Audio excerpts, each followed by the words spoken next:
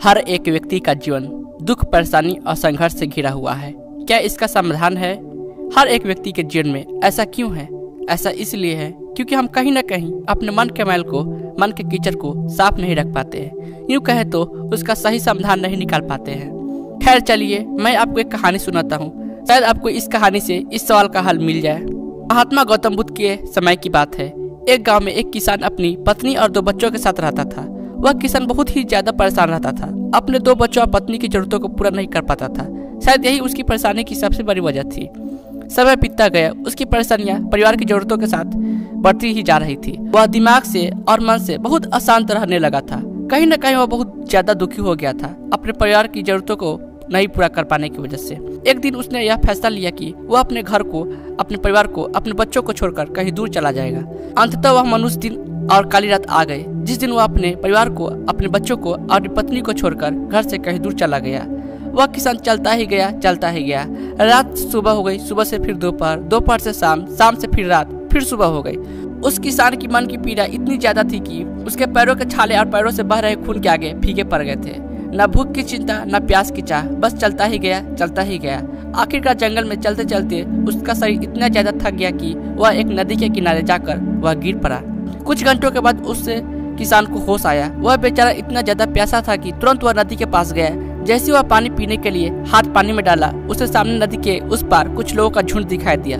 उसने ध्यान से देखा तो उसे एक वृक्ष के नीचे महात्मा गौतम बुद्ध बैठे हुए नजर आए।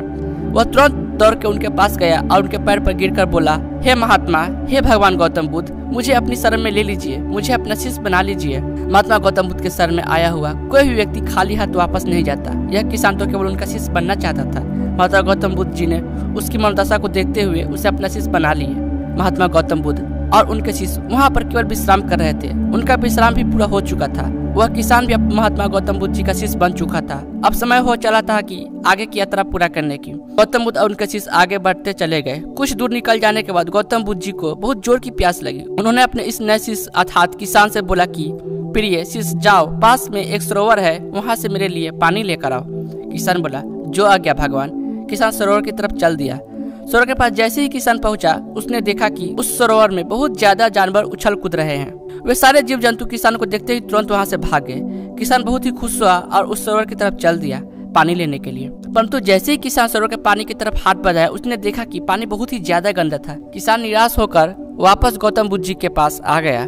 गौतम बुद्ध जी ने उससे पूछा, पानी कहाँ है? किसान ने दुखी भरे शब्दों के साथ कहा, हे भगवान, मैं जैसे ही उस सरोवर के पास पहुंचा तो मैंने देखा कि उस सरोवर में काफी सारे जीव जंतु उछल कूद रहे थे और उनके उछल कूद करने की वजह से उस सरोवर के जमीन के तल में बैठी हुई सारी गंदगी, सड़े पत्ते उस पानी में घुल मिलकर एक कीचड़ का रूप ले लिए थे।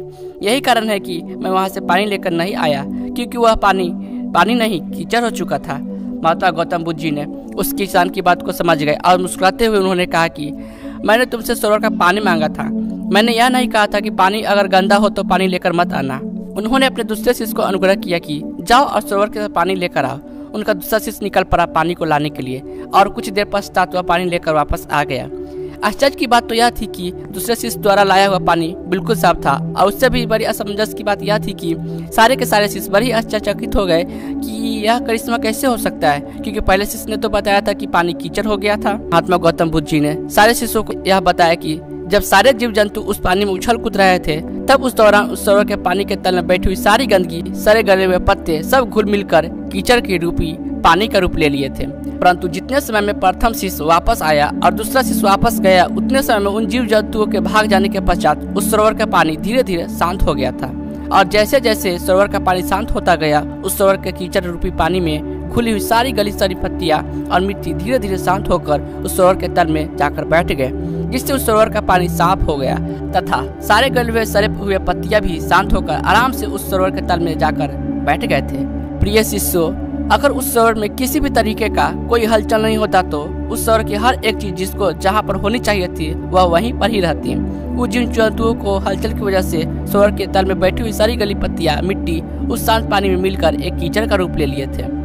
ठीक इसी प्रकार से हर एक व्यक्ति के जीवन में तरह तरह की समस्याएं, परेशानियां और कठिनाइयां आती है, जिसकी वजह से हमारे मन में हलचल सी मच जाती है, हमारा दिमाग और मन अशांत हो जाता है। तत्पश्चात हम कोई गलत निर्णय अर्थात फैसला ले लेते हैं।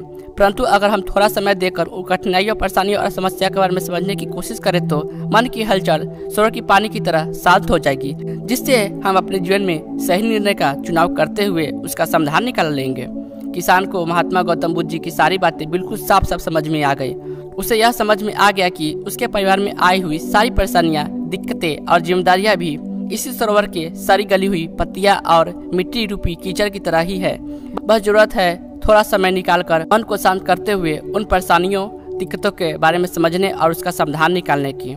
दोस्तों, समय के साथ साथ हर इंसान की जरूरत बढ़ती ही जाती है।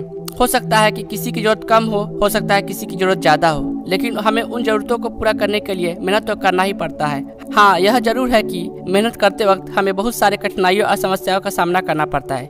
इसी वजह से बहुत बार हमारा मन अशांत हो जाता है, निराश हो जाता है, दिल दिमाग में एक अजीब सी हलचल होने लगती है, जिसकी वजह से हम गलत फैसला ले लेते हैं। परंतु दोस्तों, हमें घबराने की जरूरत नहीं है। हमें अपने दिमाग को शांत करने की जरूरत है। थोड़ा समय देकर इसके बारे में सोचने की जरूरत है। इसका समाधान कुछ न कुछ जरूर निकल आएगा। दिमाग को शांत रखे, कोशिश करते रहे, मेहनत करते रहे। समय लगेगा लेकिन सफलता जरूर मिलेगी, क्योंकि सब्र का फल मीठा होता है। यह कहानी आपको कैसा लगा? अच्छा लगा तो लाइक करें और ऐसी कहानी सुनने के लिए मेरे चैनल को जो सब्सक्राइब करें। धन्यवाद। जय हिंद।